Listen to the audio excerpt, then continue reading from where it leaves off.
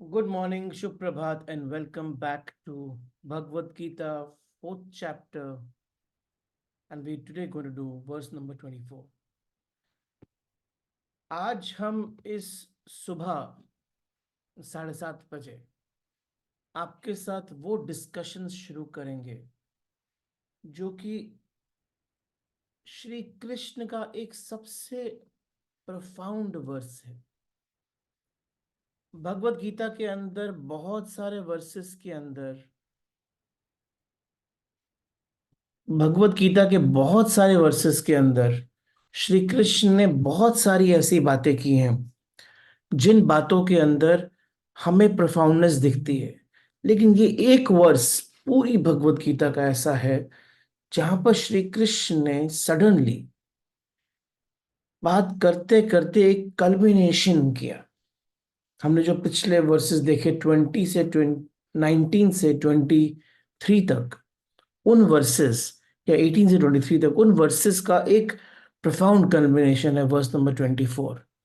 तो आज वर्स 24 पे जाने से पहले मैं एक छोटी सी यात्रा करूंगा 23 की, बिकॉज एक कंक्लूसिव वर्स है 23। और उस 23 के बाद हमारे अंदर क्या होता है। वर्स नंबर 24 कुछ करने की क्रिया नहीं है। वर्स नंबर 24 आपके अंदर कुछ हो जाना है। वो क्या हो जाना है वो हम डिस्कस करेंगे। But before we start, let's start our day with meditation, prayer, and then we'll get into verse number 24. So take a deep breath, breathe in, breathe out. Keep all the distractions away, phones away. Shut yourself in a room if you have not done yet. Focus on the words, focus on the breath. शब्दों पे focus कीजिए। शब्दों के अलावा अपनी अपनी प्राण शक्ति, अपनी श्वास पे फोकस कीजिए। और जैसे जैसे हर श्वास अंदर जा रही है, बाहर आ रही है, उस प्राण शक्ति को धन्यवाद कीजिए कि आपके पास आज ये मौका है कि आप ईश्वर के कितने करीब पहुंच सकते हैं।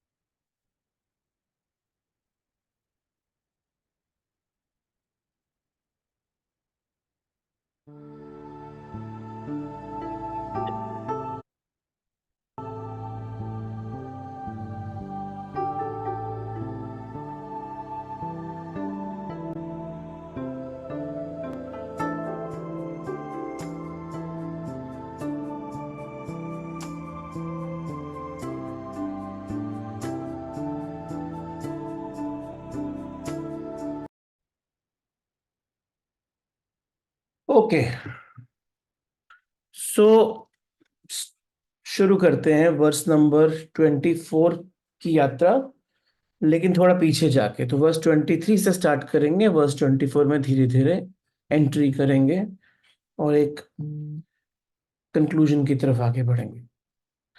भगवत गीता चाहे चैप्टर 1 से लेके आज तक चैप्टर 4 तक एक कर्म के ऊपर थीसिस है। कर्म के ऊपर थीसिस है। आपका जैसा कर्म होगा, आपका वैसा जीवन होगा। आपका जैसा कर्म होगा, वैसा आपका जीवन होगा। क्यों? जैसा कर्म होगा, वैसा अंतर्मन होगा। जैसा अंतर मन होगा वैसा बहिर्मन होगा, जैसा बहिर्मन होगा वैसा संसार होगा, और यही आपका जीवन है। बहुत सिंपल है। तो अगर आपको स्वयं की एक चेकलिस्ट बनानी है कि मैं कितना सही और कितना बीमार हूं, तो आपको चेकलिस्ट बनानी है कितना गुस्सा आता है, कितना मैं जेलसी करता हूं, कितने मेरे कितने मेरे मेरे एम्बिशंस हैं। बहुत सारी ऐसी चेकलिस्ट बनाओगे जो कि आपके अंदर की इच्छाओं का भरमार होगा, चाहे आपके लिए हो, आपके परिवार के लिए हो, चाहे वो किसी के लिए भी हो। वो इच्छाओं का भरमार जो है ना आपके अंदर बैठा हुआ, वो आपके अंतर मन की शुद्धि का प्रतीक है।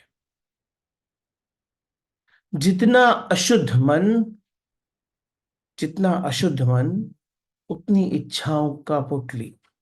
क्योंकि अगर उस पोटली में से एक भी चीज आपको पूरी होती नहीं दिखती, तो आप अपना अपना पूरा कर्म बदल देते। आप जिस यात्रा पे थे उस यात्रा को छोड़ देते, क्योंकि इच्छाएं उस यात्रा को ड्राइव करती हैं। अब ईश्वर के ऊपर पूरा भरोसा, ईश्वर के ऊपर पूरा समर्पण, उससे बड़ी भक्ति कुछ नहीं हो सकती। कुछ कीर्तन करने की जरूरत नहीं, कुछ बोलने की जरूरत नहीं, कुछ कहने की जरूरत नहीं। ईश्वर पे पूरा भरोसा ही, पूरा। आंख पे पट्टी बांध लो, रेस पे चले जाओ, भरोसा रख के। गिरोगे नहीं। गिरोगे, अगर सपोज गिरोगे, तो पाओगे कि आप ईश्वर की गोद में बैठे। ये जो भरोसा है ना, एब्सोल्यूट फुल सरेंडर, उसको ही भक्ति बोलते हैं। सरेंडर करके करना क्या है? कर्म करना है। कर्म से तो भाग नहीं सकते। भगवत गीता के हर वर्ष में, हर बात में इसी बात का अलग अलग फॉर्म में चर्चा की है।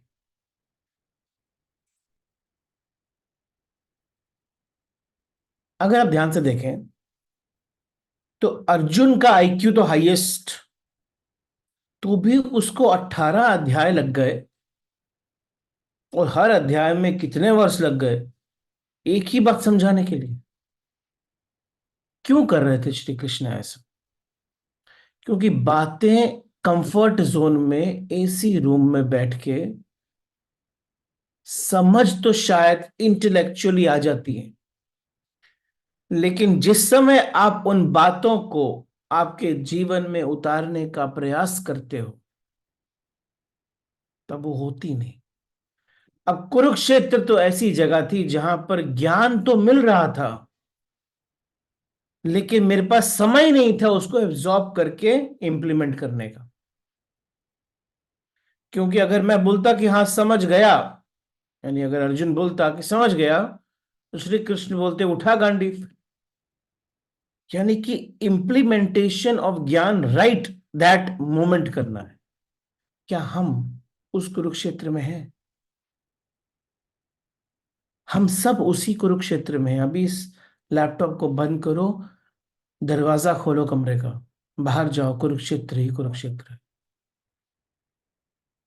इस भीषण कुरुक्षेत्र के बीच में, इस भीषण कुरुक्षेत्र के बीच में जब तक आप इस थीसिस पर नहीं चलोगे, जो भगवत गीता में बहुत ब्यूटीफुली श्री कृष्ण ने अर्जुन को बताया है, तब तक उस थीसिस के बगैर, वो थीसिस कहीं से भी आया हो आपके अंदर, भगवत गीता से आया हो, उपनिषद से आया हो, नानक जी ने बोला हो, बुद्ध ने बोला हो, महावीर ने बोला हो, एकम सत्य विपरा बहुधा वदंती, सत्य एक ही है, बातें कहने की अलग अलग है, अल्टीमेटली घूम के बात भी एक ही है, शब्द अलग अलग है, अल्टीमेटली घूम के शब्द भी एक ही हैं, कहने का लहजा अलग अलग। वर्स नंबर 23, मैं श्री कृष्ण ने जो बात बोली थी उसको मैं जरा थोड़ा सा रिपीट कर देता हूँ। वो रिपीट करते करते आपके मन में कुछ शंकाएं आएंगी। वो शंकाओं के साथ धीरे धीरे जीते जीते जीते जीते जीते जीते आप थोड़ा आगे बढ़िए। बिकॉज जब तक वो वर्स अंदर नहीं उतरेगा, वर्स 24 नहीं समझेगा, नहीं समझेगा। वर्स नंबर 23 क्या था? वर्स नंबर 23 था, गत संगस्य मुक्तस्य, गत संगस्य मुक्तस्य ज्ञान अवस्थित चेतसः, गत संगस्य मुक्तस्य ज्ञान अवस्थित चेतसः यज्ञाय आचरतः कर्म समग्रम प्रविलीयते। यज्ञाय आचरतः कर्म समग्रम प्रविलीयते। ये लास्ट टाइम मैंने एक्सप्लेन किया था, ब्रीफली बता रहा हूं। श्री कृष्ण का कहना क्या है? श्री कृष्ण का कहना है, आसक्ति रहित कर्म करता हुआ पुरुष, आसक्ति रहित कर्म करता हुआ पुरुष गत संगस्य मुक्तस्य ज्ञान अवस्थित चित्त सह, जिसका सांसारिक, गत संगस्य, जिसका सांसारिक पदार्थों से मुक्ति हो गई है, मटेरियल ऑब्जेक्ट से जिसको मुक्ति मिल गई है और उसका चित्त ज्ञान अवस्थित है। गत संगस्य मुक्तस्य ज्ञान अवस्थित चित्त सह, चित्त जिसका ज्ञान में अवस्थित है, दिव्य ज्ञान में जिसका चित्त स्थापित है। यज्ञाय आचरतः कर्म समग्रम प्रविलीयते, उसका सारा कर्म यज्ञ के रूप में हो जाता है। जब तक कोई डिटैच्ड यानी आसक्ति रहित कर्म नहीं करता है, तब तक उसके कर्म को कर्म बोलना भी गलत है। क्योंकि जब वो आसक्ति रहित कर्म नहीं करता है, तब उसका कर्म मेरे का निर्माण करता रहता है।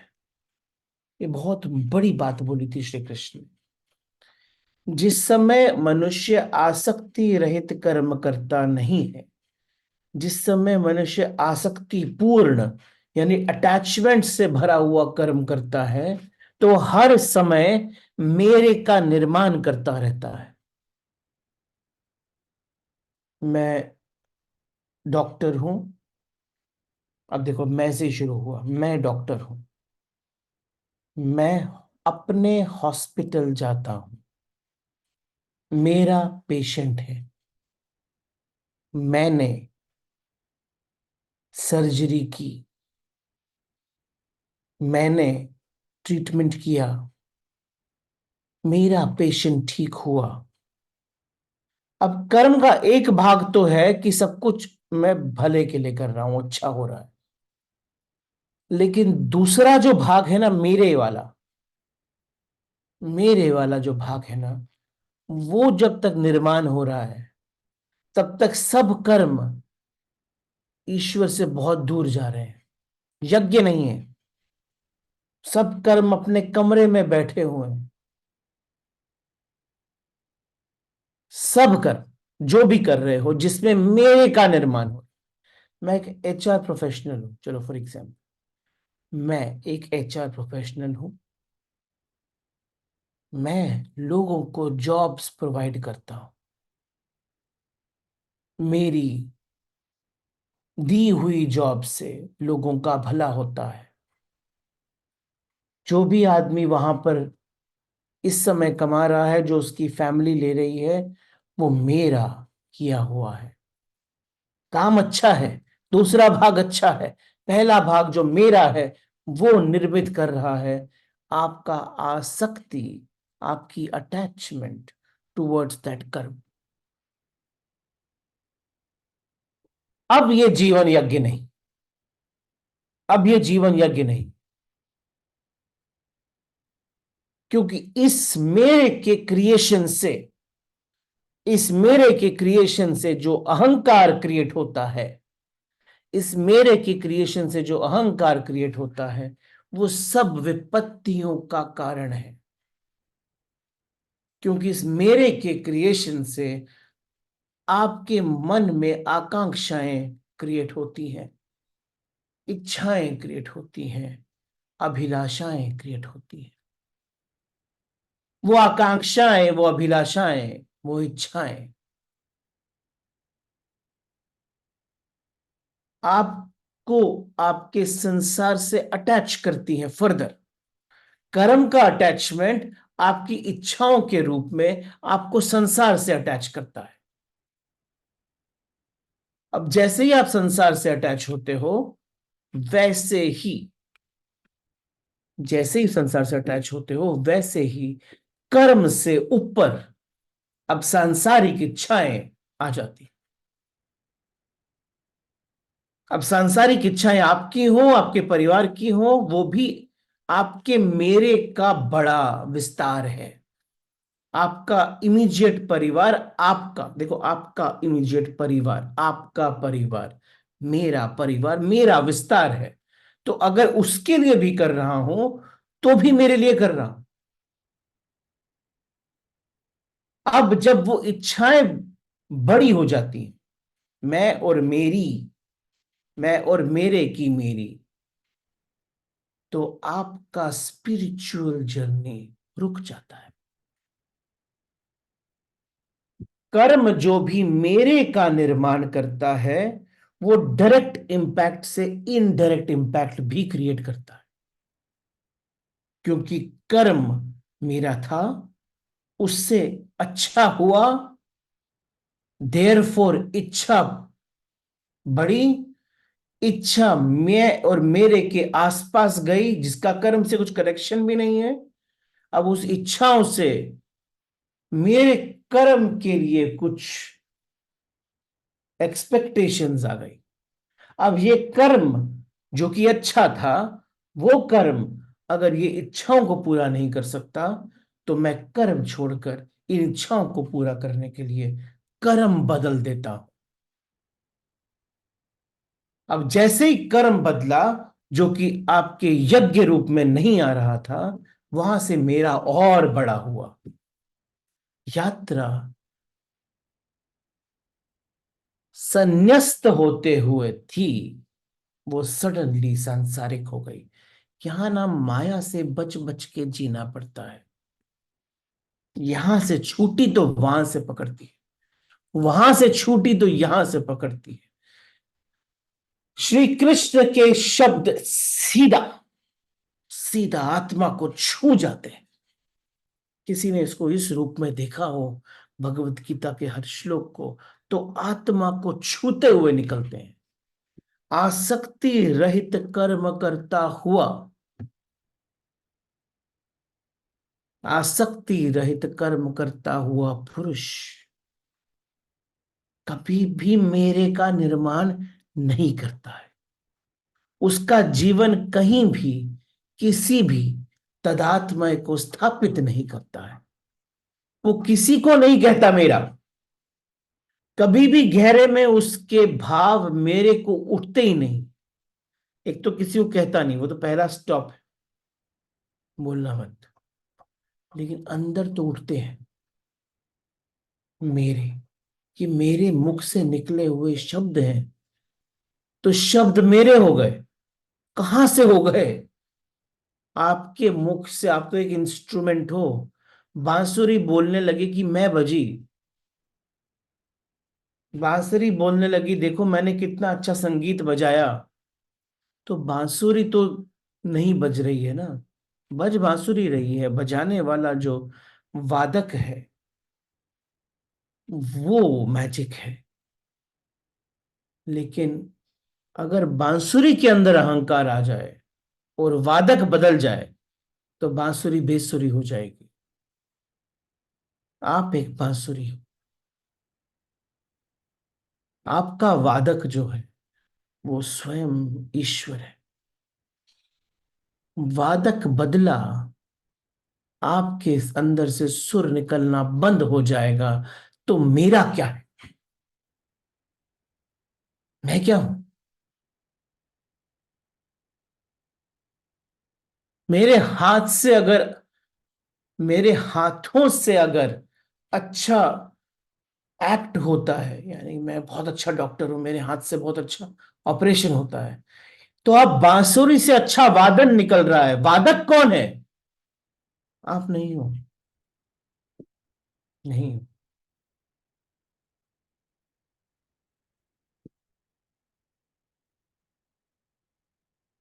कभी भी गहरे में उसके भाव मेरे के उठते नहीं, जो कि आसक्ति रहित कर्म करता है, जीता है, मेरे से रहित होके जीता है, तब जीवन यज्ञ हो जाता है। तब ऐसा कर्म आसक्ति रहित जीवन को यज्ञ बना देता है। तब पूरा जीवन एक पवित्र हवन की तरह हो जाता है। हवन करना नहीं पड़ता, आप हवन की सामग्री बन जाते हो, आहुति देते हो अपनी।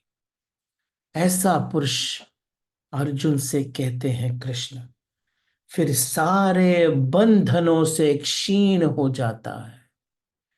जब जीवन आसक्ति रहित होता है तो कर्म मेरे का निर्माण नहीं करता है। जब कर्म मेरे का निर्माण नहीं करता है तो उस मेरे से एक्सपेक्टेशन छूट जाती है। एक्सपेक्टेशन छूट जाती है, आसक्ति छूट जाती है। तो मेरा जो विस्तार हुआ था यहाँ पर परिवार का, मेरी सोसाइटी का, उस परिवार और सोसाइटी में अगर कुछ एक्सपेक्टेशंस है मुझसे, तो मेरी तो एक्सपेक्टेशन नहीं है इससे। तो जब ये दोनों का कनेक्शन नहीं है तो ये बंधन भी टूट जाता है। फिर कोई बंधन पॉसिबल ही नहीं है, क्योंकि बंधन पैदा होते ही मेरे से, बंधन पैदा होते ही मैं से है। मैं से ही जन्मते हैं अंकुर और बनते हैं जंजीरें। मैं से जन्मते हैं अंकुर और बनती है जंजीरें। मैं के आधार पर ढलते हैं कारागृह। मैं के आधार पर हम सजा लेते हैं, हम खुद को ही कारागृह में डाल देते हैं। लेकिन लेकिन अगर हमने कारागृह की जंजीरों को, अगर हमने कारागृह के तालों को स्वर्ण का भी बना दिया ना, तो भी हम कारागृह के अंदर ही। कारागृह तो कारागृह ही है। अब वो घर हो, अब वो कुछ भी हो, हम सब अपने ही कैदी बन जाते हैं। वो मेरे वो मेरे की जो कैद है ना, मेरे की जो कैद, वो हमारे साथ चलती ही रहती। इसलिए अगर आपको कभी जंगल जाने का मन करे, ऋषिकेश जाने का मन करे, हिमालय गंगोत्री पहुंच जाने का मन करे, तो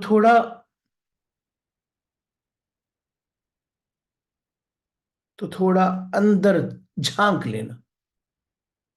ये जो जाने की जो इच्छा मेरे अंदर आ रही है, वो जो इच्छा अंदर आ रही है जाने की, वो कारागृह से भागने की आ रही है क्या?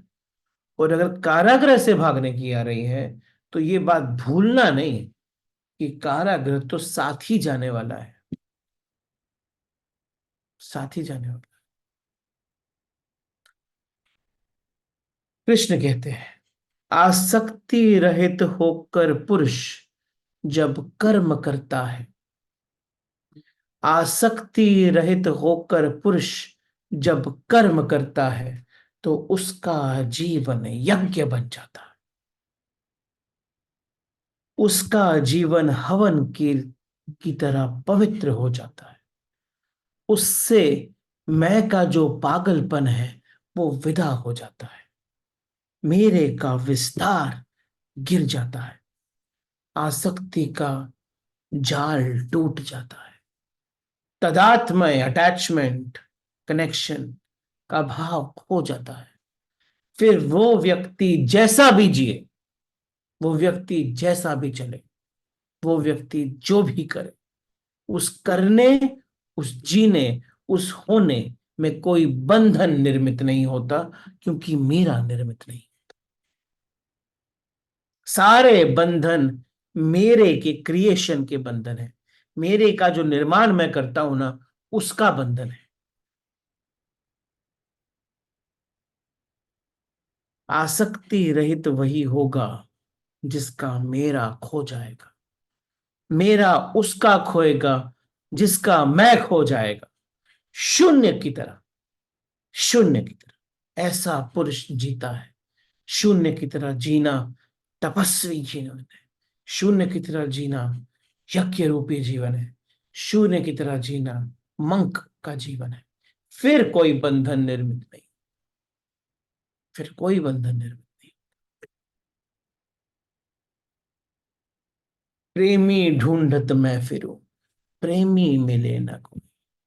प्रेमी को मिलूं तब सब विष अमृत होए।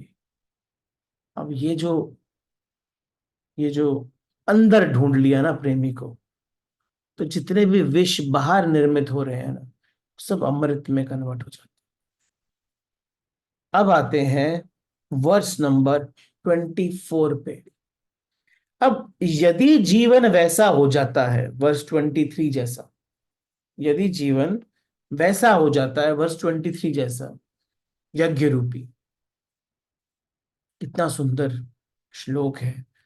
गत संगस्य मुक्तस्य ज्ञान अवस्थित चित्त सह।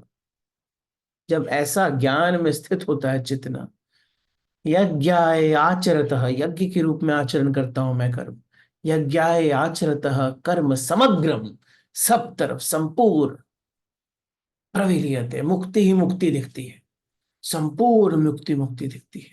यज्ञ रूपी मेरा कर्म हो जाता है और मुक्ति की गंगा में मैं स्नान करता हूं। जिस समय जीवन ऐसा हो जाता है, तो वर्ष नंबर 24 आपको दृष्टि देता है। आपकी जो, जब आपका जीवन 23 की तरह हो जाता है, तो जो वर्ष नंबर 24 में बताया, तो आपके अंदर एक दृष्टि, आपकी एक तत्व दृष्टि का जन्म होता है। क्या है वो दृष्टि? वो है वर्ष नंबर 24। ब्रह्म अर्पणम ब्रह्म हवि ब्रह्म अग्नो ब्रह्मणा होता। It's a very profound verse. ब्रह्म अर्पणम ब्रह्म हवि ब्रह्म अग्नो ब्रह्मा हुतम ब्रह्म एव तेन गंतव्यम ब्रह्म कर्म समाधिना। श्री कृष्ण ने बोला कि अगर आपका जीवन 23 की तरह होता है, या अब तक जो मैंने बोला वैसा होता है, तब मनुष्य की चेतना पूर्ण पूर्ण पूर्ण रूप से जागृत हो जाती। मनुष्य की चेतना पूर्ण रूप से जागृत हो जाती है। ब्रह्मर्पणम ब्रह्म हवे ब्रह्माग्न हो ब्रह्मण उत्तम। यानी तब उसका हवन भी ब्रह्म है, हवन की सामग्री भी ब्रह्म है। कुरशल जिससे आहुति डालते हैं, स्पून होता है ना, कुरशल जिससे आहुति डाली जाती है, वो भी ब्रह्म है। अर्पण कार्य ब्रह्म है और यज्ञ की अग्नि भी ब्रह्म है। ऐसा मनुष्य जो प्रत्येक वस्तु में ब्रह्म देख लेता है, वो जीवन की सहजता को प्राप्त हो जाता है। ब्रह्म कर्म समाधि न, उसके लिए पूरा जीवन समाधि बन जाता है। समाधि बड़ा सुंदर वर्ड है। समाधि शब्द के अंदर समाधान है, उसके सारे चीजों के समाधान हो जाते हैं। कैसी दृष्टि आई? ऐसी दृष्टि जिसमें सब कुछ भ्रम दिखता है। अर्पण अर्थात भ्रम, जो मैं अर्पण करता हूं, आहुति डालता हूं, वो भी भ्रम है। हवि अर्थात हवन, हवन करने योग्य जो भी द्रव्य है वो भी ब्रह्म है। भ्रम रूप अग्नि में भ्रम रूप कर्ता के द्वारा भ्रम रूपी हवन मैं कर रहा हूं। सर्व जो भी कर रहा हूं, कर्म, कर्ता, किया गया, बोला गया, सुना गया, देखा गया, दिखाया गया, इस जगत में जो भी है, वो अस्तित्व में जो भी है, श्री कृष्ण इस सूत्र में कहते हैं वो सभी भ्रम है। ब्रह्मण, ब्रह्मण अर्थात तत्व है। ब्रह्म मतलब आप इसको इल्यूजन वाला भ्रम मत समझना। ब्रह्मन का मतलब यहां पर है सब दिखाई देने वाला, सब कुछ ईश्वर है। सृष्टि और सृष्टा एक ही है। ब्रह्म है मतलब जो मैं आहुति डाल रहा हूं वो भी ईश्वर है। अग्नि जल रही है वो भी ईश्वर है। जो डाल रहा है वो भी ईश्वर है। जो यज्ञ कर रहा है वो भी ईश्वर है। जो बोल रहा है वो भी ईश्वर है। जो बोला जा रहा है वो भी ईश्वर है। जो दिख रहा है वो भी ईश्वर है। जो देखा जा रहा है वो भी ईश्वर है। ये दृष्टि जब डेवलप हो जाती है, इसको तत्व दृष्टि बोलते हैं। लेकिन ये होगा कब? वापस से 23 की बात करता हूं, ये बड़ा डिफिकल्ट है समझना इसको।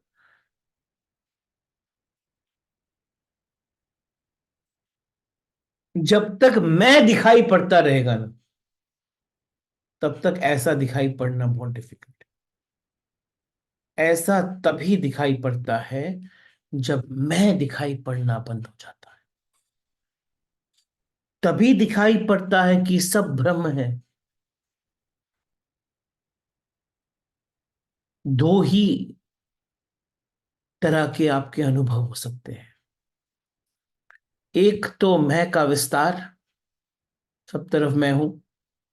और दूसरा है सब तरफ ब्रह्मण है, सब तरफ ईश्वर है, सब तरफ वो ही है।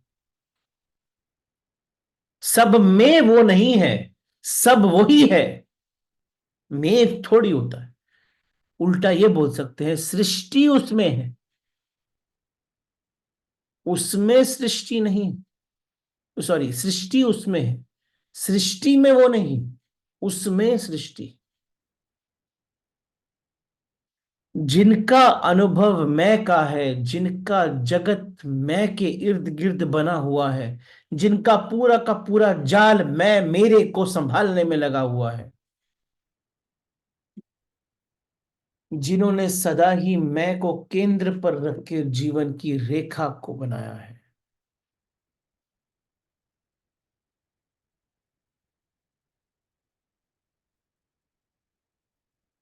जो अहम केंद्रित हैं, जो अहम केंद्रित हैं, उनके लिए श्री कृष्ण का ये वचन व्यर्थ है, समझेगा ही। जो मैं केंद्रित है उनको समझ ही नहीं आएगा क्या बोल रहे हैं। जो मैं केंद्रित है वो अहंकार केंद्रित है, क्योंकि ब्रह्मण दिखाई पड़ता नहीं। दिखाई पड़ेगा तो मैं ही दिखाई पड़ेगा। मैं और मेरे के अलावा कुछ दिखाई नहीं पड़ेगा। बाकी सब आपकी दृष्टि से हट जाता है। आपको सिर्फ मैं दिखता है या मेरा दिखता है। मैं और मेरे के बाहर जो भी है वो आपको दिखाई नहीं पड़ता है। आपको लगता होगा कि शायद मैं कुछ थियोरेटिकल बात कर रहा हूं। आज आप ये एक्सपेरिमेंट कर लो कि आपको क्या दिखाई पड़ता है, और देखने का जो डेफिनेशन है ना, उसको थोड़ा प्रोफाउंड कर दो। देखने के डेफिनेशन को प्रोफाउंड कर दो। देखना डायरेक्टली प्रोपोर्शनल है एक्शन से। दिखाई पड़ता ही नहीं है मेरे के अराउंड। मेरे के अराउंड दिखाई पड़ना, आंखों के क्षीण देखने की बात मैं नहीं कर रहा हूं। आंखों का जो छोटा सा दिखना है ना, वो उसकी बात नहीं कर रहा। आंखों को देख के जो आपके शरीर में एक तरंगों का जन्म होता है, उसकी बात कर रहा हूं। वो तरंगे जो एक्शन करवाती हैं, कर्म करवाती हैं, उसकी बात कर रहा हूं। जिनका जीवन मैं और मेरे के अराउंड स्थापित है, उसको ब्राह्मण नहीं दिख सकता है। कुछ भी कर ले, वो इंटेलेक्चुअली इमेजिन कर सकता है, दिख नहीं सकता। क्यों? क्योंकि अहंकार से बड़ा अंधापन कुछ नहीं। अहंकार ब्राह्मण को देखने का अंधापन है। वो कैटरैक्ट, कैटरैक्ट ऐसा कब दिखाई पड़ेगा? सभी कुछ यज्ञ भी ब्राह्मण है, हवन की विधि भी ब्राह्मण है, हवन में जलती हुई अग्नि भी ब्राह्मण है, हवन में चढ़ाई गई सामग्री भी हवन है, हवन में चढ़ता हुआ चढ़ाने वाला मनुष्य भी ब्राह्मण है, चंद्र में बोले गए मंत्र भी ब्राह्मण है, उसको मंत्रों को उद्घोषित करने वाला ब्राह्मण भी ब्राह्मण है। ऐसा कब दिखाई पड़ेगा? ऐसा तभी दिखाई पड़ेगा जब एक अंधापन मैं का टूट जाए। उसके पहले ये नहीं दिखाई पड़ेगा। उसके पहले तो यही दिखाई पड़ेगा कि मैं ही हूं। उसके पहले मैं का विस्तार ही दिखाई पड़ेगा। मैं ही हूं सब कुछ। क्यों? क्योंकि जो मैं के आउटसाइड है, वो तो मेरे को दिखता ही नहीं ना, मेरी आंखें बंद है उसके लिए। मेरी आंखें बंद है।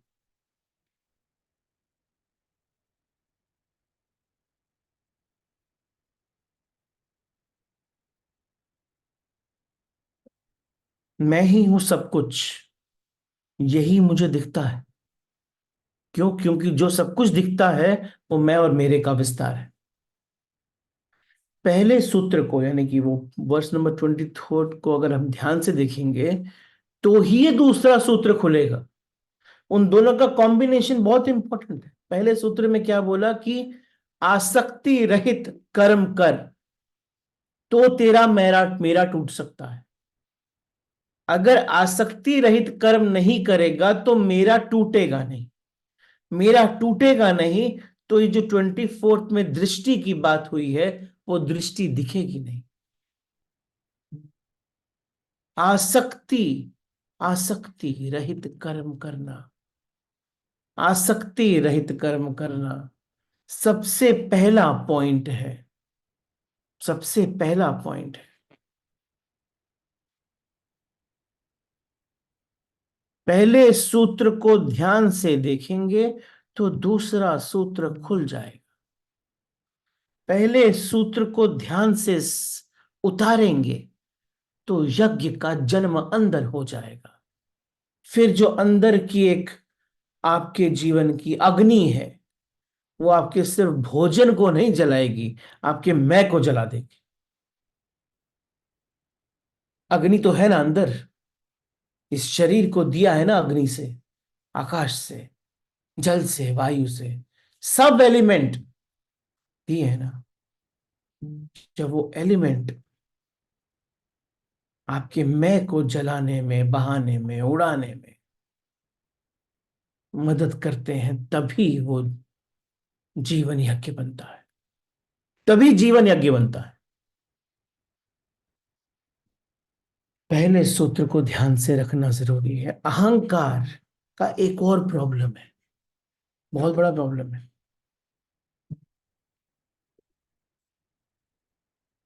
अहंकार प्रैक्टिस करवा देता है। अहंकार आपको ना ब्राह्मण देखने की प्रैक्टिस करवाएगा। वो बोलेगा मुझे सब में ब्राह्मण दिखता है। वो एक स्टोरी थी, बड़ी सुंदर स्टोरी थी। मैंने बहुत साल पहले सुनाई थी। आई थिंक ये सही समय है सुनाने का वो स्टोरी को। जिसने सुनी है पर्सपेक्टिव में सुनो, जिसने नहीं सुनी है पहली बार सुन लो। एक बार एक हम जैसा ही एक पुरुष, उसको लगा कि अभी तो निर्वाण प्राप्त करना है, ये मेरा अभी ठान लिया मैंने, कितने दिन में, अभी इसी समय। तो कहाँ जाऊं? टीचर ढूंढता हूं जिसको, जो ऑलरेडी एनलाइटेंड है, जो मुझे फटाफट कुछ मंत्र वंत्र दे दे और मैं वो मंत्र का उच्चारण करूं, मैं निर्वाण प्राप्त कर लूं।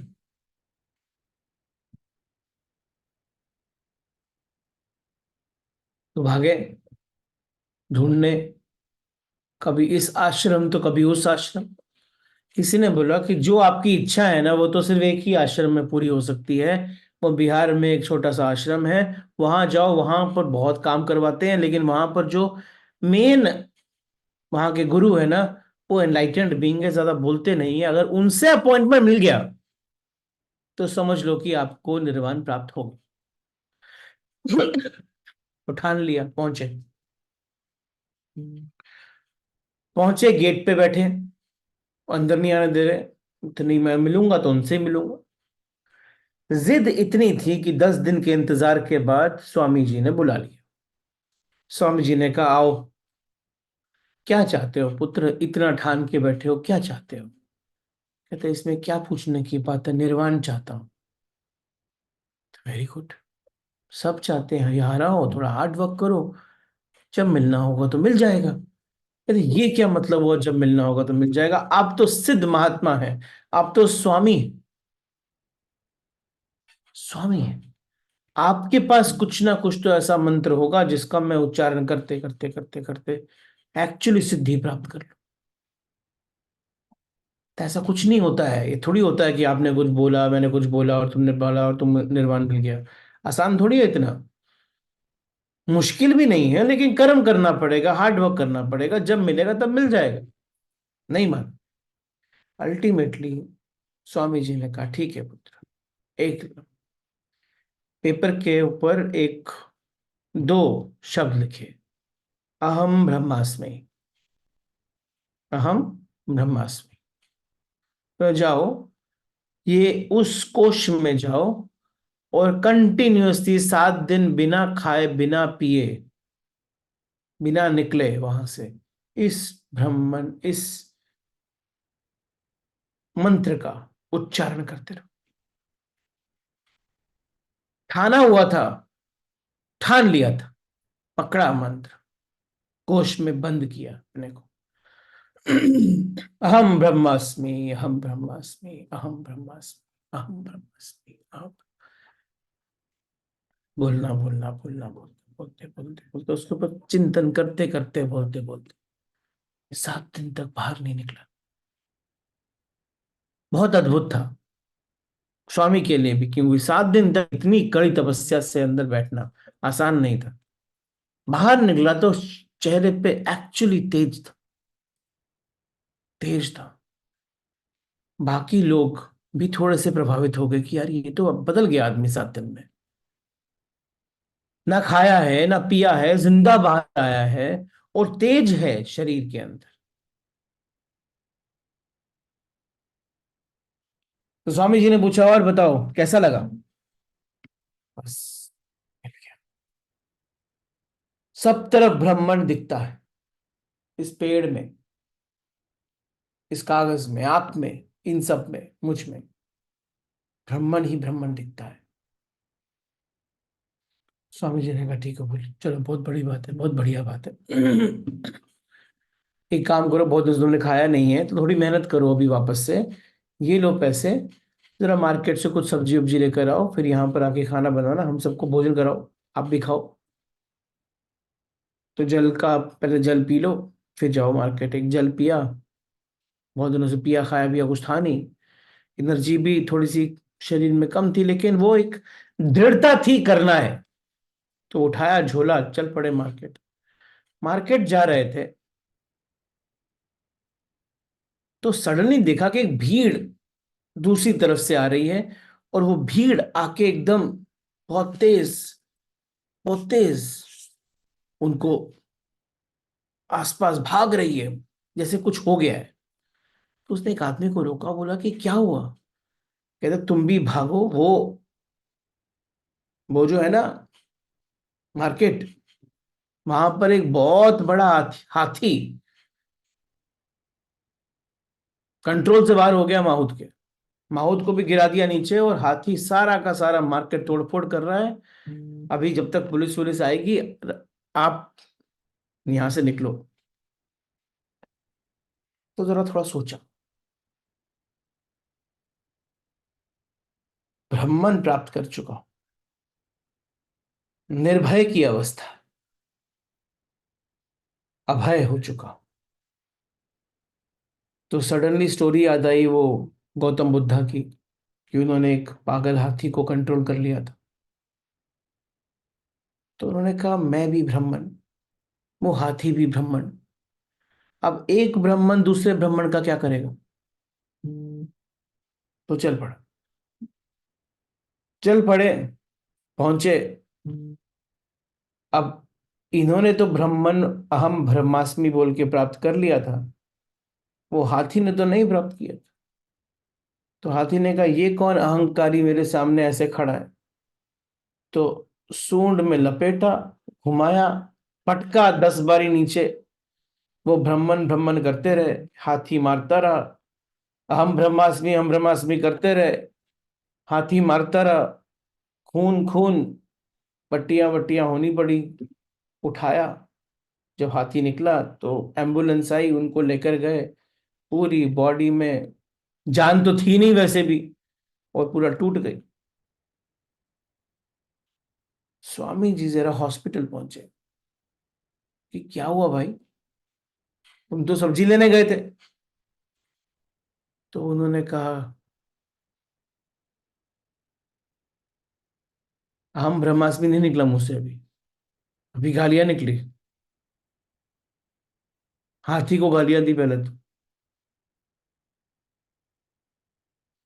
कैसा ब्राह्मण है, दूसरे ब्राह्मण को पहचानता नहीं है। अब बोलते बोलते स्वामी जी ने कहा जरा रुको, पहले बताओ हुआ क्या। कहते मैं वहां से निकला, मैं तो एकदम एनलाइटेंड स्टेट में था। मैं वहां से निकला, देखा लोग भागते हुए आ रहे हैं, तो मैंने पूछा। तो उन्होंने कहा, फिर मैंने कहा कि मैं भी ब्राह्मण, हाथी भी ब्राह्मण, जब प्राप्त तो कर ही लिया है तो अभी क्या हाथी करेगा मेरा। अभय की स्थिति में हूं, चला जाता हूँ। और हाथी ने तो मुझे कुछ पहचाना ही नहीं।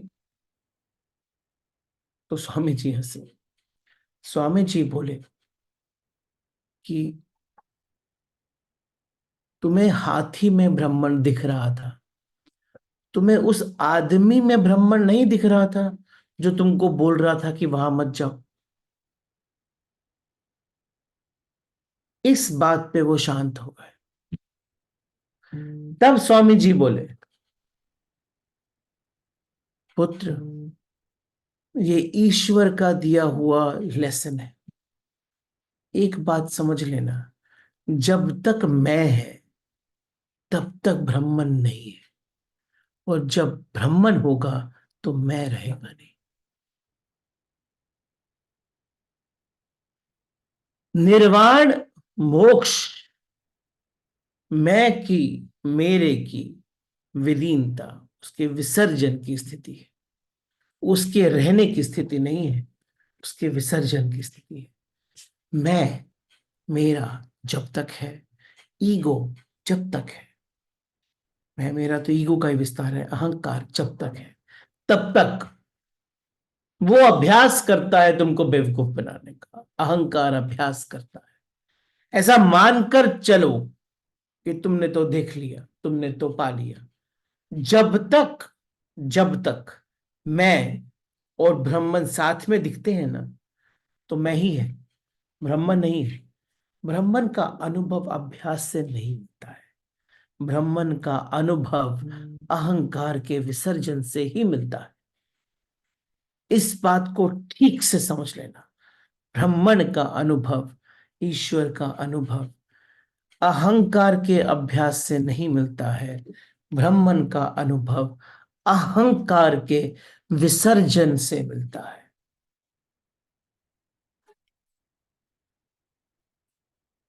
अहंकार के विसर्जन का अभ्यास हो सकता है, अहंकार के विसर्जन का अभ्यास हो सकता है, अहंकार का अभ्यास नहीं हो सकता।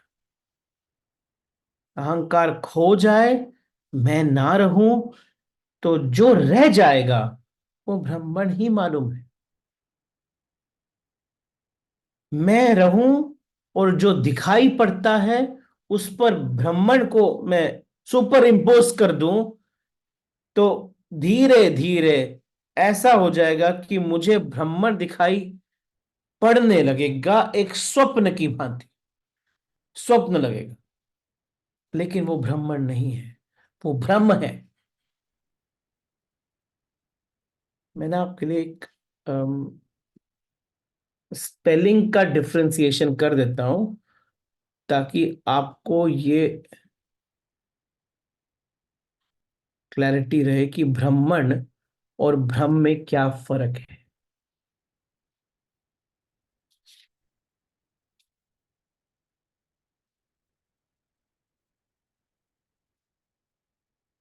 तो ब्रह्मण ईश्वर है, मैंने चैट बॉक्स में डाल रहा हूं, एक सेकंड रुकिए। और ब्रह्म इल्यूशन है, ताकि आपको दोनों में डिफरेंस दिख जाए। पढ़ लीजिएगा। तो जो आपको जो आपको अहंकार अभ्यास से करवाता है ना, वो भ्रम है। और जो अहंकार के विसर्जन से प्रकट होता है, वो ब्राह्मण है। वो ब्राह्मण है। कल्पना के अंदर भ्रम है। और जब आंखें खोलकर, खुले नैन देखूं मैं साहिब, आंखें खोलकर सब तरफ सृष्टि के अंदर सृष्टा दिखता है, वो ब्राह्मण है। इस सूत्र में एक ध्यान रखना जरूरी है कि जब श्री कृष्ण कहते हैं सभी कुछ ब्राह्मण हो जाता है, ऐसे व्यक्ति को, ऐसे पुरुष को, ऐसी चेतना को सभी कुछ ब्राह्मण हो जाता है, तब उसके मैं की ज्योति बुझ जाती है, तब उसका दिया टूट जाता है। मुझे याद है टॉर्च की बात की थी मैंने लास्ट टाइम। वो टॉर्च बुझ जाती है तो सूर्य की रोशनी दिखती है। मेरी टॉर्च के अंदर मेरी आंखें इतनी चमकी हुई हैं कि जो ब्रह्मण का सूर्य है वो दिख ही नहीं रहा है। सूर्य नहीं दिख रहा है क्योंकि मेरी टॉर्च की चमक बहुत ज्यादा है, बहुत ही ज्यादा है। हम्म, एक घड़ा पानी से भरा है, नदी में चल रहा है, नदी में तैर रहा है, पानी से भरा हुआ घड़ा। उस पानी से भरे हुए घड़े को ऐसा अगर मालूम पड़ने लगे कि ये मैं हूं, ये मेरा पानी है, तो घड़े को नदी दिखनी बंद हो जाएगी। ये मेरा पानी है। बाहर जो नदी का पानी है ना, वो दूसरा है, वो अन्य है। वैसा ही स्थिति है आज हमारी कि तुम अन्य हो, मैं अन्य हूं। मैं तुमसे कनेक्ट नहीं कर पाता, मैं तुमसे ही कनेक्ट कर पाता हूं। अरे तुम बता क्या बोल रहे हो। मैं इस ब्रह्मंड से कनेक्ट नहीं कर पाता, मैं इस ब्रह्मंड से कनेक्ट कर पाता हूं। ये तो मैं का ही विस्तार है। ये मेरे जैसा लगता है, ये मेरे जैसा प्रतीत नहीं होता है। यानी कि आपने द्वैत क्रिएट नहीं किया है, आपने बहुत खंडों में संसार को बांट दिया। बहुत खंडों में। आप जजमेंट में हो, आप इलेक्शन करते हो, आप इसको बोलते हो ये खराब है, इसको बोलते हो ये अच्छा है। ये इलेक्शन का जो मोड है, ये ये जो चॉइस का मोड है, ये जो चूज करते हो, हाथ भी कर्म नहीं कर पाते, हाथ भी कर्म नहीं कर पाते। ये बात भूलना नहीं, जैसे कबीर जी ने कही थी, कबीर कुआं एक है, पानी भरे अनेक। कबीर कुआं एक है, पानी भरे अनेक। बर्तन में ही भेद है, पानी सब में एक। बर्तन में ही भेद है, पानी सब में एक। ये जो अहंकार की दीवार बना के रखी है, वही हमें ब्रह्मण्ड से अलग करती है, और बहुत सारे भ्रम अपने मन में जन्म देती है। टूट जाए अगर दीवार, फूट जाए अहंकार का घड़ा, फूट जाए ना, तो ब्रह्मांड से एक हो जाओगे। और तब ही दिखाई पड़ता है कि सभी कुछ ब्रह्मांड ही है। सृष्टि और सृष्टा एक ही है। जब घड़ा टूटता है मैं का, तो ऐसा नहीं दिखाई पड़ता कि कण कण में ब्रह्मण है। ऐसा दिखाई पड़ता है कि कण कण ही ब्रह्मण है। अस्तित्व और ब्रह्मण एक ही चीज के दो नाम है। फिर ऐसा कहना कि उसमें ईश्वर है, मेरे में ईश्वर है, ये गलत पड़ेगा। ऐसा ही कहना पड़ेगा कि ईश्वर ही है, जो है वो ईश्वर ही है। अस्तित्व ही ब्रह्मण है, अस्तित्व ही, सृष्टि ही सृष्टा है, सृष्टि ही। कोई अलग दूसरा आकाश में बैठा हुआ कोई है नहीं। कृष्ण इस सूत्र में ना डिस्टेंस लेसनेस की बात करते हैं। कोई दूसरा नहीं है, वही है। जिस क्षण ऐसा दिखाई पड़ता है कि वही है, एक ही है, उस क्षण कैसा बंधन, फिर जंजीर भी वही है। उस क्षण कैसा शत्रु, फिर शत्रु भी वही है। उस क्षण कैसा दुख, दुख भी वही है। उस क्षण कैसी बीमारी, बीमारी भी वही है। उस क्षण कैसा सुख, सुख भी वही है। उस क्षण कैसा मित्र, मित्र भी वही है, शत्रु भी वही है। जो भी है वही है, और जो हो रहा है उस वही कर रहा है। मेरे को किसी ने आके गाली दे दी, उसने दी, कुछ किया होगा। मुझे किसी ने आके गले लगा लिया, उसने लगाया, कुछ किया होगा। किसी ने आकर आपको धक्का मार दिया, उसने ही मारा। धक्का मारा, पहाड़ से गिरा, नीचे नदी में पहुंच गया, किसी ने बचा लिया, उसने ही बचाया। उसने ही गिराया, उसने ही बचाया, उसने ही गिराया, उसने ही मारा। सब कुछ वो है, वही है, और कुछ नहीं। यही है इस सूत्र का प्राइमरी, प्राइमरी, प्राइमरी मतलब। इस सूत्र के अंदर ब्रह्म अर्पणम, ब्रह्म हवि, ब्रह्म अग्नहो, ब्रह्म ब्रह्मणाहुतम, ब्रह्म ब्रह्मेव तैव गंतव्य, ब्रह्म कर्म समाधिना। ये जो लास्ट वर्ड है ना, ब्रह्म कर्म समाधिना, इस वर्ड को इस ये बहुत बड़ा सुंदर सा वर्ड है, ब्रह्मण कर्म समाधिना। इसका अर्थ है ब्रह्म रूपी कर्म में समाधिस्थ व्यक्ति। भ्रम रूपी कर्म में समाधिस्थ व्यक्ति।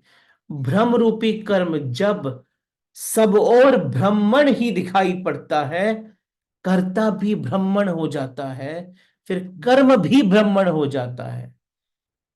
जब सब और ब्रह्मण ही है, तो मैं श्वास लेता हूं तो ब्रह्मण ही भीतर जाता है, श्वास छोड़ता हूं तो ब्रह्मण ही छूटता है।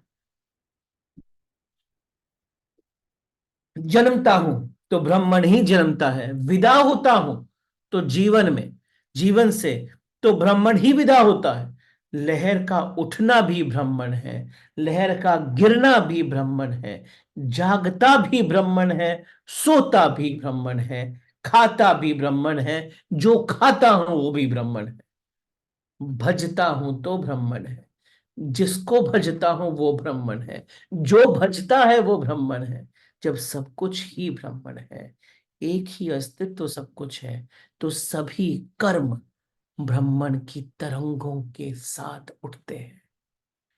ब्रह्म रूपी कर्म में समाधिस्थ व्यक्ति, ऐसा व्यक्ति जो इस अवस्था में होता है, ऐसा व्यक्ति जो इस अवस्था में होता है, वो भीतर से समाधिस्थ रहता है। क्योंकि कर्म अब ब्रह्म रूपी हुए। अब वह श्वास भी लेता है तो उसी की लेता है, भोजन करता है तो उसी का करता है, उठता है तो वही, बैठता है तो वही। अब सब, सब जब वही है, तो समाधि, समाधि का अर्थ क्या? समाधि ही हो गई ना वो जीवन। तो अब समाधि करनी थोड़ी पड़ती ऐसे व्यक्ति को जो इतने कर्म में लगा है और हर कर्म में ब्रह्मन दिखता है, वो समाधिस्थ हो जाता है। समाधि मैंने जैसे पहले बताया था, समाधिस्थ, समाधि एक बड़ा सुंदर शब्द है, वो है उसके अंदर ना हिंदी का शब्द, संस्कृत का शब्द समाधान छुपा हुआ है। जैसा पुरुष समाधिस्थ हो जाता है, अर्थात वो समाधान को उपलब्ध हो जाता है, उसके जीवन में कोई समस्या रह नहीं जाती, कोई कोई इश्यूज ही पड़ते नहीं है, उसके जीवन में कोई प्रश्न ही रहता नहीं है, उसके जीवन में कोई उलझन ही रहती नहीं, वो सुलझ जाता है। समाधिस्थ व्यक्ति सुलझा हुआ होता है। क्यों सुलझता है? क्योंकि जब सामने वाला उसको ऐसी बातें कर रहा है जो कि दिखता है कि मैं बोल रहा है, लेकिन उस समाधिस्थ पुरुष को भी ब्रह्मन की झलक छुपे हुए दिख जाती है। वो पदार्थ के घूंघट में, वो आपके घूंघट में परमात्मा को देख लेता है, तो वो चुप रहता है, क्योंकि उस समय परमात्मा ही उसको बोल रहे हैं कि चुप रहे, कुछ बोल मत, कुछ फायदा नहीं है, ये अपने आप समाधान होगा। तो ऐसा पुरुष जो अंदर से समाधान को प्राप्त कर लेता है, उसके लिए सारा जीवन समाधिस्थ हो जाता है। उसी को तो संन्यास कहते हैं। समाधिस्थ हो जाना अर्थात समाधान को उपलब्ध हो जाना, उसके जीवन में कुछ भी पूछने योग्य, खोने योग्य, खोजने योग्य, पाने योग्य, जानने योग्य प्रश्न रह ही नहीं जाता, वो निष्प्रश्न हो जाता है। ब्रह्म को सब और जो अनुभव कर लेता है, वो ब्रह्मन के साथ एक हो जाता है। ब्रह्मन जैसी गहरी समाधि अवेलेबल नहीं, है ही नहीं। बहुत बातें अभी हो सकती हैं इसके ऊपर, लेकिन बार बार घूमकर बात वहीं आएगी, बार बार घूमकर बात वहीं आएगी।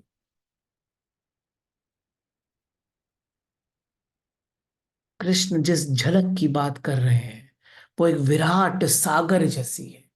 आप गंगा के अंदर एक डुबकी मारो, आंख बंद करके, वो गंगा के अंदर थोड़ा श्वास रोक के डुबकी मार के अंदर बैठे रहो कुछ क्षणों के लिए, आपको ऐसा लगेगा अंदर ही गंगा आ गई, अंदर गंगा आ गई, अंदर की गंगा बाहर की गंगा से वार्तालाप में लग गई,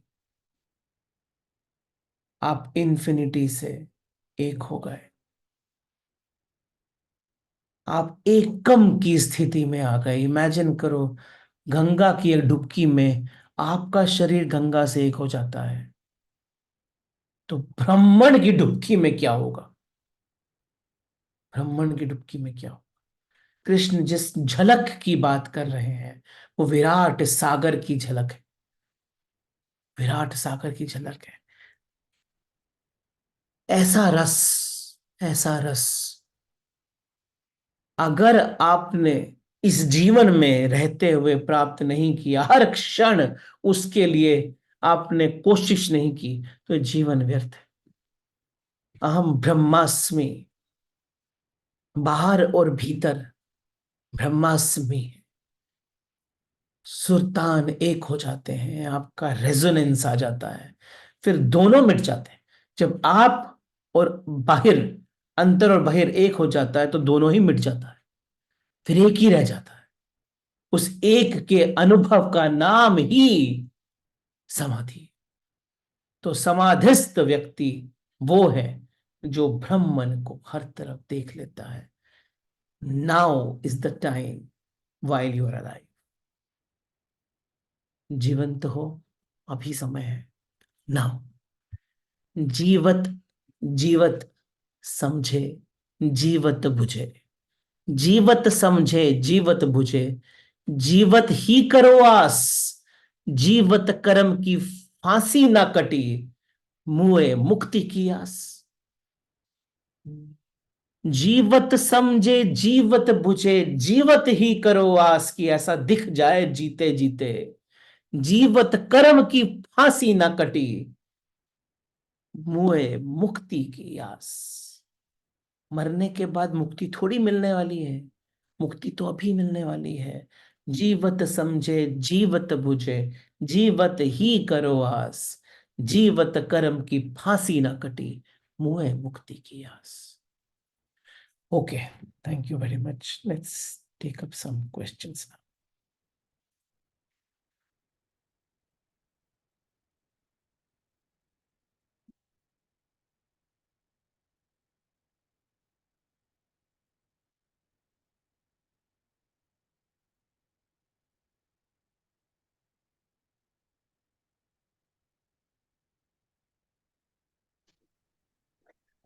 जी। प्रणाम, सुप्रभात। बहुत सुंदर रहा आज का सेशन। आ, यानी संसार और संन्यास में बस एक ही है अंतर, मैं। ऑब्वियस। लेकिन है ना, अगर मैं नहीं तो फिर तो संसार भी नहीं ना। हम्म। जब मैं नहीं संसार भी नहीं। तो संसार है कहाँ? संसार तो आपको दिखता है ना, क्योंकि मैं है। वो शब्द याद है, मैं पहले बोले थे कुछ टाइम। हम्म। अ, शांत मन में संसार किसने देखा है? अच्छा। हमारा यूजुअल क्या एक्सपेक्टेशन रहता है कि, हमारा थॉट रहता है कि संसार है तो मैं अशांत हूं। ऐसा नहीं है, अशांति हो, अशांत हो इसलिए संसार है। अच्छा। संसार तो है ही नहीं, तो मैं नहीं तो संसार नहीं। Absolutely correct. लेकिन ये मैं की मृत्यु जीवत जीवत हो जाए तो ही है।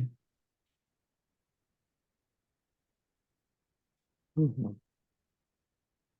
अच्छा, क्योंकि संसार, बात सही है, संसार हम चाहते कहाँ है, वो तो लग के आता है। चाहते हो इसलिए आता है।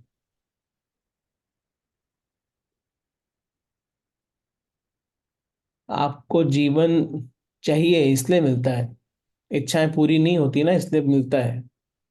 योनि वर्गे कला शरीरम। हमने अपने आप को जन्म स्वयं दिया है, स्वयं दिया है। हम्म। बात सही है। सोचिए सोचिए। हम्म। लेकिन बहुत बहुत अंतर्मुख करके गया हर चीज। हम्म। हम्म। धन्यवाद। धन्यवाद धन्यवाद, थैंक यू। Thank you.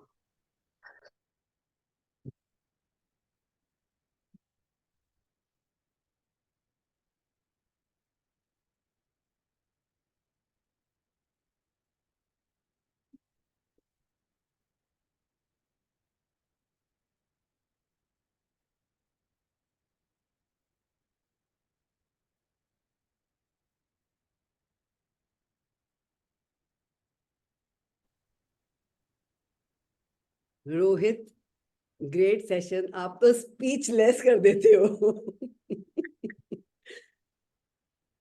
क्या सोचो क्या पूछो, कुछ नहीं, just get lost. It is like खो जाओ अपने आप में, हो जाओ शांत। मैं को बांधो, पेपर में रद्दी में फेंक दो। वही मेन है, वही है ना? जीवन का काम ही वही है। एक्चुअली कोई और फेंके इससे पहले खुद ही फेंक दो, खुश रहो। कृष्ण तो क्या क्या बोल गए। क्या बोल गए मीन्स? श्री कृष्ण ऐसी ऐसी बातें बोलती, हमने उसको देखा नहीं है। बहुत छोटी छोटी बातों में इतने बड़े बड़े सूत्र छोड़ के चले गए।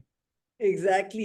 See, you are giving mini capsules. Imagine having Krishna and then he's telling, तो बिल्कुल dissolve होके मेल्ट होके धरती में ही चले जाओगे। और कोई मतलब कुछ बचेगा ही नहीं। आई डोंट नो अर्जुन भी कब समझ के कब गांडी बजाया, उठाने की जरूरत ही नहीं थी। Just go into him.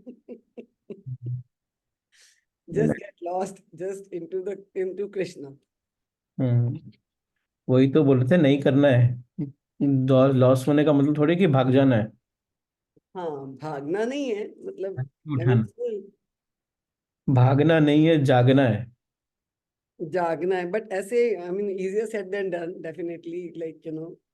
जाग भी जाते हैं, सौ सौ बार सोचते भी हैं, सब कुछ होता है, बट फिर भी कहीं जरा सा कुछ इधर उधर का मतलब some little diversion, then you are again into the cycle कि अच्छा अब ये करना है, अब ये नहीं करना है, अरे क्यों करना है, क्या करना है वगैरह। मुझे जागना है ना, वो मैं का अभ्यास है। नहीं, पर जागना है ना, तो फिर वो तो मैं नहीं होना चाहिए ना। अगर जग गए तो फिर क्यों मैं? वो जो आप जिसको जागना बोल रहे हो ना, वो अगर वो जगने के बाद सोना पॉसिबल नहीं है। वो जो जागना है ना, वो मेरे अहंकार का प्रैक्टिस है। वो जागना नहीं होता है एक्चुअली। जगने के बाद सोना पॉसिबल नहीं है। Yeah.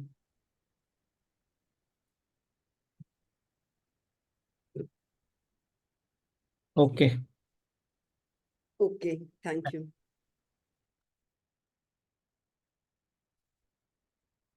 All right. I think questions don't exist, which is good. Fine. As long as you are completely in immersion mode. So, you still have any questions? I give you last 5 seconds. Chalo, 10 seconds. 10, 9, 8,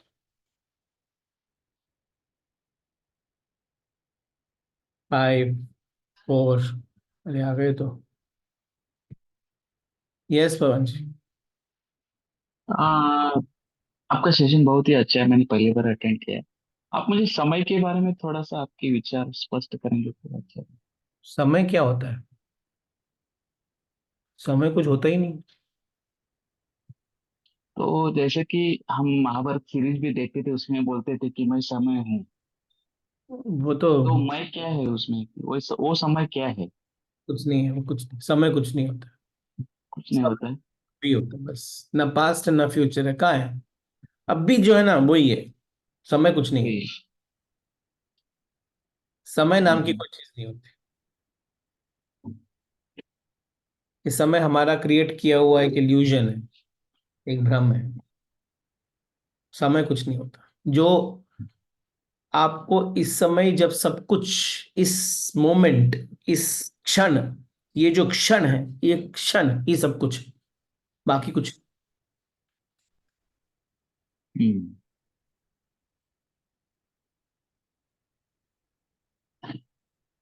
ये बातें मैंने पहले कई बार की हैं। जी जी। आप कुछ पुरानी सेशन सुनेंगे तो आपको कहीं ना कहीं मिल जाएगा ये। समय कुछ नहीं होता। समय और इस क्षण में ही सब कुछ है। इस क्षण का विस्तार ही सब कुछ है। बस अब आप कितना मैं के बाहर हो, उतना विस्तार आपका छोटा है। अगर आप मैं के अंदर बैठे हो, आप मेरे तक बैठे हो, तो आपको सिर्फ, आपको बहुत सारा डुअलिटी दिखने वाला है, द्वैत दिखने वाला है। आपका हम्म, मैं छूटा कि पूरा समय समाप्त, सब कुछ समाप्त। क्षण बड़ा हो जाएगा। क्षण एकदम विराट हो जाएगा। जी ओके। राइट। जी, धन्यवाद।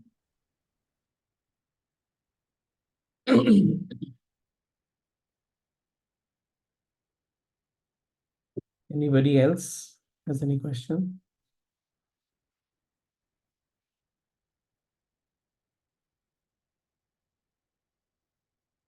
Okay, so I think there are no more questions. एक और हैंड बीच में उठा था, स्मिता। आपका उठा था ना शायद?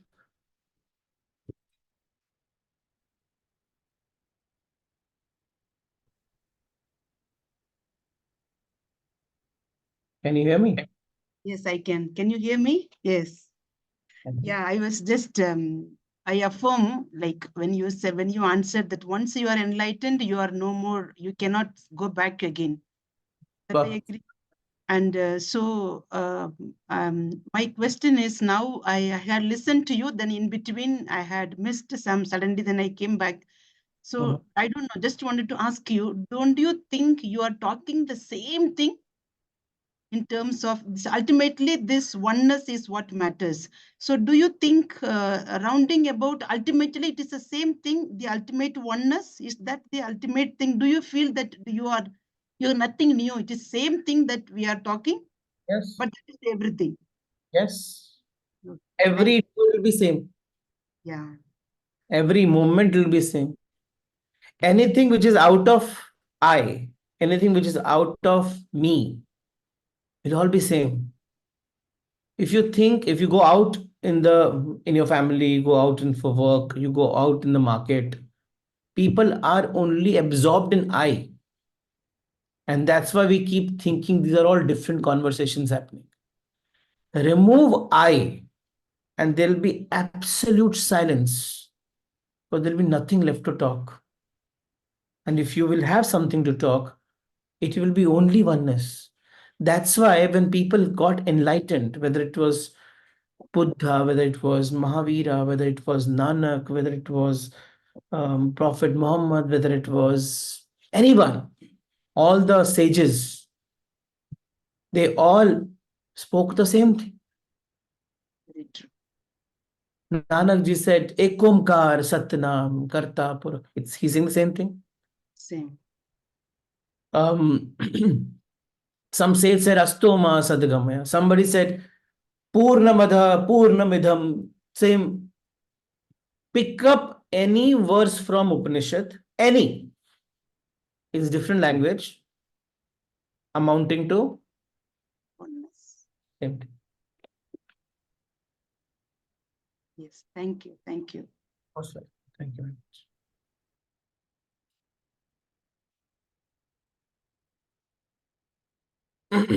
All right. Thank you very much.